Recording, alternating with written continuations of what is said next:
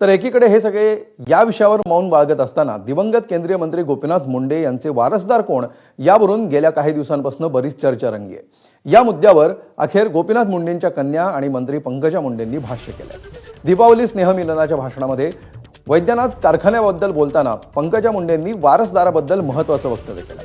वैद्यनाथ कारखाना गोपीनाथ मुंडेंचा आत्मा, तो माझा आत्मा आहे, कारण मी गोपीनाथ मुंडेंची वारस आहे, असं पंकजा मुंडेंनी म्हटलंय। पंकजा मुंडेंच्या या वक्तव्यानंतर आता वारसदाराचा मुद्दा थांबणार की पुन्हा तापणार हे पाहणं महत्त्वाचं असेल।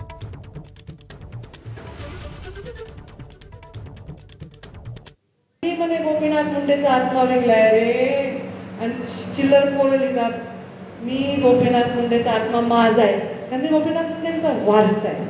तो आत्मा जर तुमचा जीव वाचवण्यासाठी विकावा लागला तर तेही विकीन, पण मी ते विकला नाही।